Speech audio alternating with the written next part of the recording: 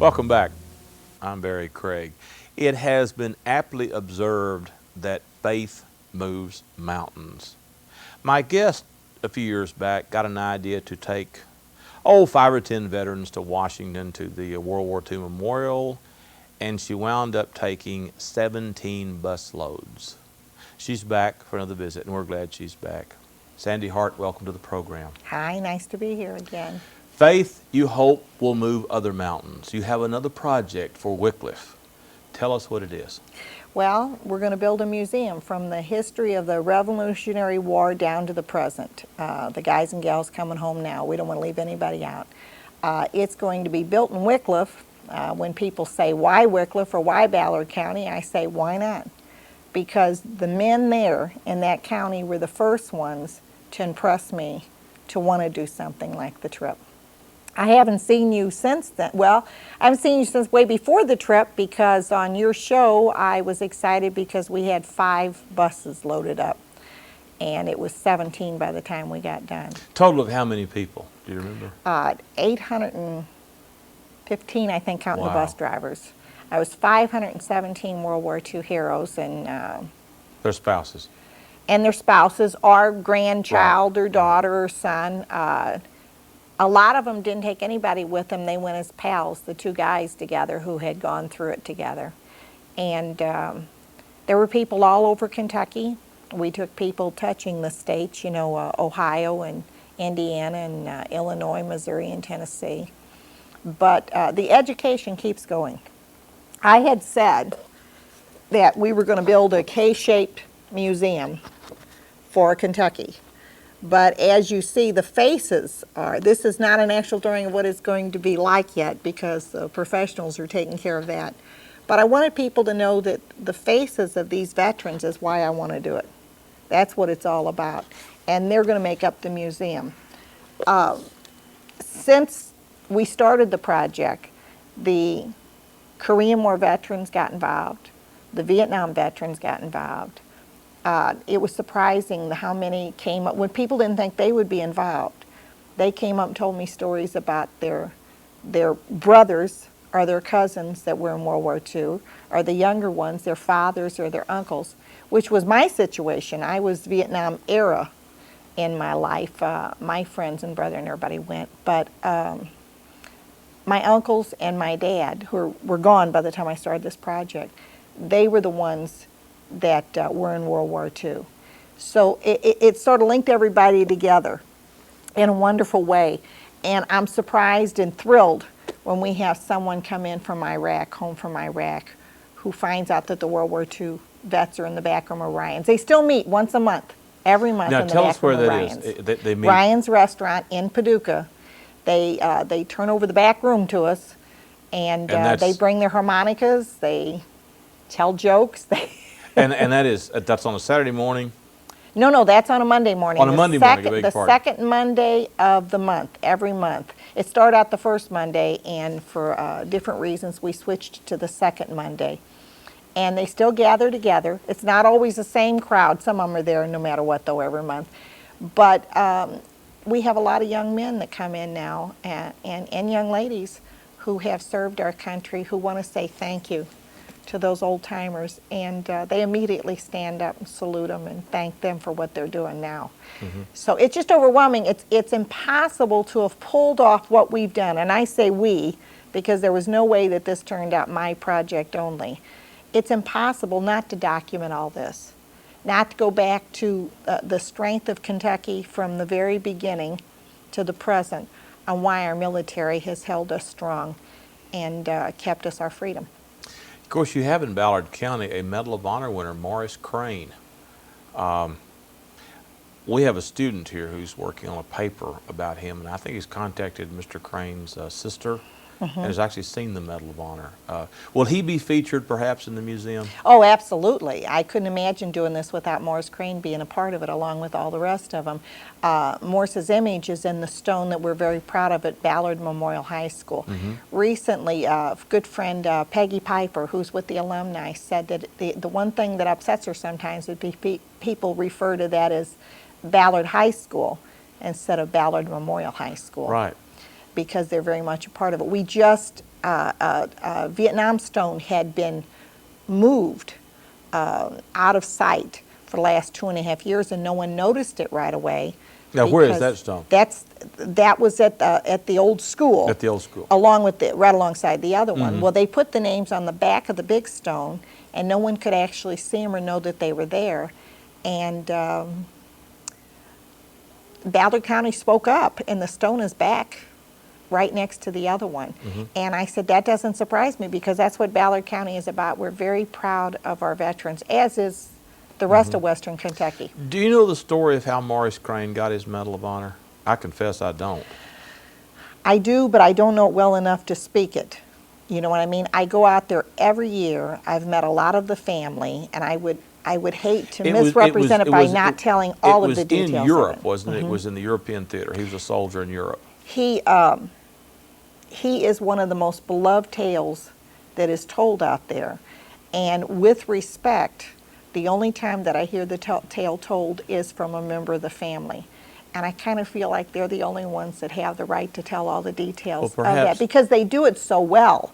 It would be worthwhile to have his sister on a show sometime. That was my next request. Perhaps you can prevail upon them to one of them to come and talk about it. Talk to Dorothy As I Stevens said, about it. we have a student here this semester who is working on a project about him, and he's actually seen the Medal of Honor that the sister has. In conjunction with this, though not directly related, I believe, is you all are trying to get Fort Jefferson restored in some fashion. We are going to get Fort Jefferson. Everything is a done deal in my mind. That's the only way that I know how to do it. It's not if or maybe or whatever. We're going to have Fort Jefferson rebuilt out there. We have Fort Jefferson Cross. If anybody hasn't gone to see Fort Jefferson Cross, they need to go see it. If someone has not gone out to the Indian Mounds, absolutely go see it. There's a lot about Ballard County to love. And now, to be perfectly honest, though, this did not start out to absolutely be a Ballard County project. I went and looked at property all over the place, in Marshall County and McCracken County and Princeton, and the other side of Ballard County, even La Center, all had buildings. But I had this idea in my head that I wanted it K-shaped for Kentucky. I wanted to stand out from the skies, even. So where is the plot of land on which you will build this? If you go right down 286, there's a grocery store, Town and Country. Yeah. And there is land right across from it. And it's not hard to find, and we'll have signs up there before too long letting people know there's going to be the future home. Danny Orzine was the deciding factor. He was out in Ballard County one night for a chamber thing, and he said, Sandy, we're going to back you no matter where you put it, but you need to be there all the time. So I said, Ballard County it is. Mm-hmm. So like I said, why not? Why not Ballard County? When we were raising the money for this, when different ones found out, they said, why would she be raising the money as Ballard County as the base? There's places that she would get a lot more publicity. Well, I disagree, because everybody gave us publicity. Everybody loved veterans, helped give publicity to that. But you start where the emotions start. I was asked to do a story on veterans. I said I wasn't qualified. I didn't know the first thing about telling a veteran story. And I was told I was the only one that could do it. There was no one else available. And it went from there. It went from a simple meeting with the word going out from Friday to Monday that I wanted to talk to veterans. It didn't start with World War II veterans. But it went from there once I heard them. Once I heard the stories. There's so many of them that we were talking earlier about getting them on shows like this and getting them to talk, and so many of them still can't. They'll talk on the phone. I've talked to my husband about maybe putting a recorder with permission on the phone, because I've heard some of the greatest stories of some of them. That's like Dan Garrett, we talked about earlier, who is one of the greatest guys. Silver Star winner. Absolutely wonderful, but one of the most humble men I've ever known. That's how it is over and over again. They've got so much to tell. And we have children being brought in to meet them at these lunches. I want much more than that. I want the museum to be a learning museum. I want these guys to come alive, even after they're gone. I want the films of them. I want them to come alive on what they did for us. And that's not just them. We don't have the Revolutionary War soldiers anymore. We don't have Not too many, right. No. Right, yeah. We don't have Civil War soldiers, but we tell the stories. Or even World War I. Or World War I, 'Cause that's right. we're almost to remember World War One vets. My great uncle was in World War One. I remember him when I was a kid, but they're virtually all gone now. Yeah, what'd you ask him? Not much. Not much. I regret that. I really regret not knowing more than I know about. He was an airplane mechanic in World War One, but And you don't know see, and that's when, all of us. and when I worked for the newspaper here in Paducah, I interviewed a handful of World War One veterans for newspaper stories. They're all gone by now. I went to the last one in the area's funeral. In the middle of all this project, I had pushed and pushed and pushed for days, and I got a call from somebody in American Legion. They said, "Sandy, we need you." I said, you know, I don't know if I can make it. What is it? And he said, "It's the funeral of our last World War I veteran in the area." And I said, "Where is it? I'll be there." And it was so extremely cold that day.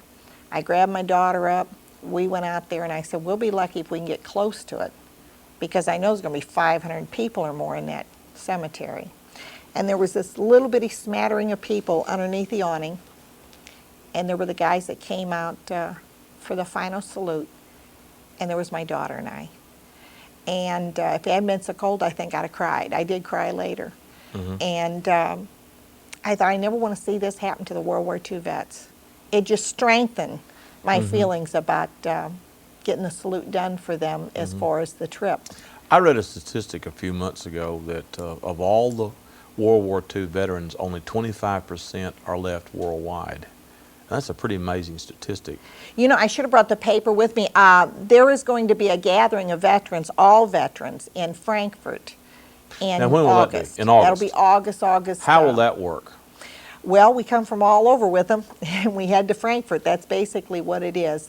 We have to, the hotels and the motels are supposed to have rock bottom prices for them to go up and stay. We're going to take some buses. If somebody wants to go with VFW, American Legion, DAV, I imagine all of them's going up. But if they want to go with us, they're more than welcome to contact us. Now, this is a World War II reunion? This is all veterans. All military veterans. Kentucky veterans, any of them from all time that's still living, are welcome to come up. Now, I did ask about widows too, and he said, "Well, this is for the veterans." And I said, "Well, keep in mind that the veterans that have passed on have a right to be represented too." You mentioned a minute ago some of the stories that you've heard. Can you share a few with us, just that really they're particularly poignant or particularly memorable that you've heard? You know, when we went out to, when we went to Europe, I've been to Europe since I saw you too, and the one that got me the most still to this day was Ted Duncan, standing there on Omaha Beach and looking out Ted the Duncan water. is from where? Ted Duncan's from Paducah. From Paducah. He was on cleanup. He was not in the battle itself. He came in 10 days later, and he's standing staring out at that water And this is on Omaha Beach. on Omaha Beach, and I walked up and I said, "What are you seeing?" rather than "What are you thinking?" I said, "What are you seeing?" And he described the bodies, just the bodies thick, and how they put ships end to end to try and keep them from floating away. And he said it didn't save all of them. They floated away, and we never recovered their bodies, of course. And I said, "How much longer did it take to clean up?" I think he said another 2 weeks approximately to clean it all up. We can't even imagine in this day and age that many people dying for our country. People panic now. And I do want to say this. As long as our young men and women keep coming home and they tell me that we're winning, I'm going to listen to them. I'm going to listen to them before I listen to the media. They're my real measure to see how we're doing over there. They tell me what the worst of it, and they're telling me the best of it. But the final line always is, "We're winning." Mrs. Hart, don't let anybody tell you we're not winning. I went to Barlow for the 9/11 remembrance, and Jim Lefevre was out there, who had just gotten back from Iraq. And as he tried to name off 2 of his friends that were killed over there, he choked up. He cried. It took him 3 times, I believe, to get the story out. And the end of his speech was, "We're winning. Don't anybody ever don't ever let anybody tell you anything different. We're winning." This is a different kind of war this time. Our guys knew who they were fighting before, the particular country, whatever. This is terrorism, and there's not going to be an end to it. We just have to figure out how to tie up that part of it. But they won. They did some good. So getting back to your museum, you will have maybe videotapes or something? We'll have of- videotapes. We want to make connections with you all, the libraries, anybody that has done any filming on our guys and give credit to who has recorded their history. There's so many. There was a man, and I don't have permission to bring up his name, so I won't, but there was a man over at Heath with us. The school, and I wish more schools would do this. Heath invited me to bring as many World War II vets that was available on a school day. And they had about 50-something children in there, I believe, 5th grade. And they told their stories. And the one man stood up to tell a story and just crumpled back in his seat. I thought he'd had a heart attack or something. He remembered. And sometimes he can handle it, sometimes he can't. His wife stood up, and with her hand on his shoulder, patting him, she told how he had been injured in the middle of battle during World War II and how he was taken out of there for hospitalization. He kept wanting to get back with his group. And when he was well enough to get out, they had to tell him that they got closed in with the enemy surrounding him, and they all froze to death. Every single buddy that he had froze to death. Was that in the Battle of the Bulge? Mm-hmm. Yeah. And Earl Gidcombe talked about the Battle of Tarawa and getting out and walking. And Now, who is Earl Gidcombe? Earl Gidcombe was on the USS Indianapolis. And when it got hit, he was off of it. He was not on it when it was hit. It was the biggest naval disaster during World War I ever. Right. And all of his buddies were in the section that got hit the worst. Every single buddy that he knew now he's made friends with other ones that survived since then, but every one of his buddies from that ship were killed. It hit right where he slept every night. But he talked about, how they talk about 5,000, 6,000, 7,000, 8,000 people killed at one time like that in time, instead of over years' time. We can't even comprehend that now. They said that if the American people had known exactly how many were being lost and what was happening, we probably wouldn't have won World War II, because they probably would have screamed for them to be brought back home. But he was at the Tarawa landings? You said Island of Tarawa. Did he? What did he say about that? They talk about the smell. The smell. Frank Alvey said they will never make a realistic movie about war until they can put smell in it. And they all talk about the horrendous stench of death. And he talked about walking in the dark. And he's not the only one. So many have told us about this.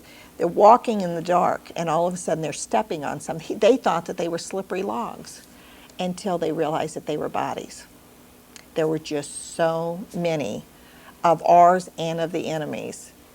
We hope that there's never, ever, ever a time that our country and any other country sees that kind of death. But it's on a constant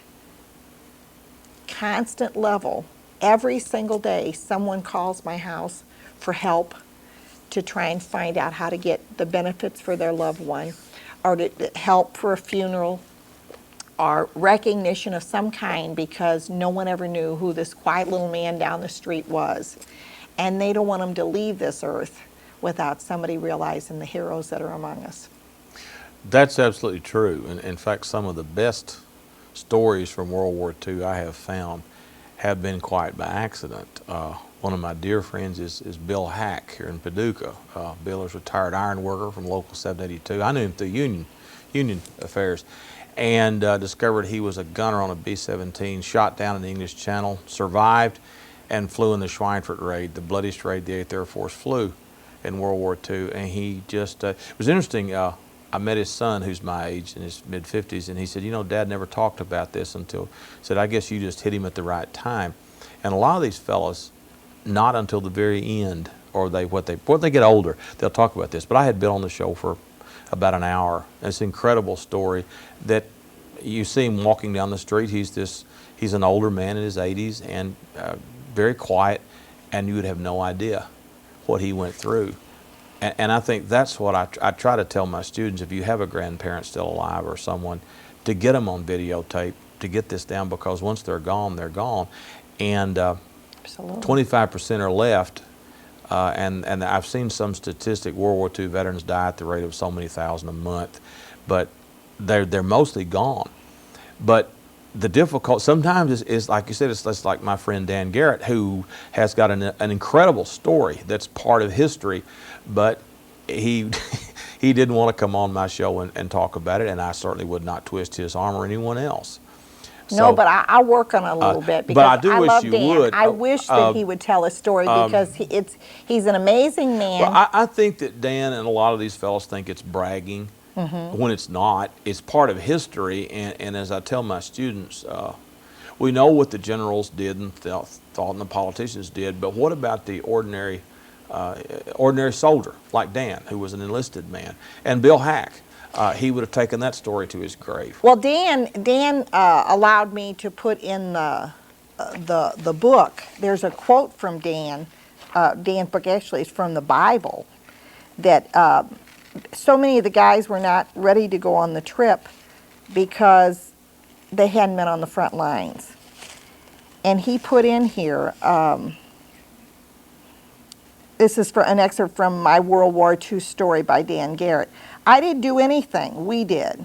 It was a team thing. The boys who were drafted and stayed on this side of the ocean were doing their jobs, and the boys that were drafted and went overseas were doing their jobs. So we all just had to do our jobs. No one is any more of a hero than the other one. It wouldn't have worked if each man hadn't done his job. Heroes are just people who happen to be at the right place at the right time and react the right way. I wasn't on the front lines all the time. I was just in one of the several forward observer parties that rotated duty at the front. In the words of King David, the men who guarded the supplies are as important as those who fight. That's well put. That's very eloquent. So that's why I say, you or I don't hold a candle to how they can put it. Oh, I know, and what a great interview that would be. But he was driving by our house, and we live in Dan's house, Dan in Virginia. That's probably the first house they owned in Mayfield. And he was coming by one day, and I told him, I said, I've got this program, and I would love to have you on. And he said, I really appreciate the honor that you'd be interested in me, but I don't want to do it. And I said, well, I won't twist your arm. But these are amazing stories, and I've seen museums, I know you have too, they're very effective, where they'll have a videotape of a veteran talking, or whoever the museum is about, and that's very effective for kids to We're going to have costumes. We're going to have the different periods of time that we're going to be explaining, not only what it was out during the war about, but back home. Right, the home front's part of this, right. World War II, we know about them saving every teeny tiny little thing for the war effort. And that brings up another point. What about relics and things like that? Are you going to start collecting We're already, those, we're already getting some things. Anybody that has a book on any war whatsoever, because it's going to have a big library with it, it's going to have a big park, a library. Every day is going to be a learning experience for anyone. Well, what about things like uniforms? You know, Granddad's Army jacket. Absolutely. We just need it written out, the years, the person, anything else they want people to know about them. Not just their rank and everything, but if they have a story, we want all of it to be in the library, and we want it out front with the uniform, you know. We don't know what all we're going to get. They're surprising with some of the things that they're donating. And anything historically to our part of the region. Well, that's a good question I meant to ask you. Is this going to be a regional war museum, or is it national? In other words, are you focusing this on Kentuckians? It's Kentuckians. Okay. It's Kentuckians. Now, it may interlink with one of their buddies from somewhere else. The stories may go. And the books from the library may go. But no, I think Kentuckians are really something. I mean, they're like, I wasn't raised in Kentucky. I was raised in St. Louis, but my roots on both sides came back to Kentucky, and there was a constant pull my whole life in my heart to come back to Kentucky, even though I'd never even been here. That's funny you would say that. A former governor of Kentucky, Happy Chandler, said, I never met a Kentuckian in my life who wasn't going home. And I I believe think it. that's an interesting quote. I from believe it. him. My mom and dad had 11 children up in St. Louis, and they never were able to come back. But my mom talked about it all the time. And I've told the story that she had a picture of a wagon train on her wall in her bedroom over her bed. And they used to say that my middle name was Gullible. And I asked my mother about that picture. And she said, oh, that's the wagon train that your daddy and I came from Kentucky. I believed that for years. I used to take my friends in there and show the wagon train that my parents came from Kentucky on. I wanted to thank you personally, and this book I'm giving to you today. Well, thank you. And I I appreciate signed that. it in the front the same as I've signed all of them. May we always have heroes, because Thank we'd you. have nothing without heroes.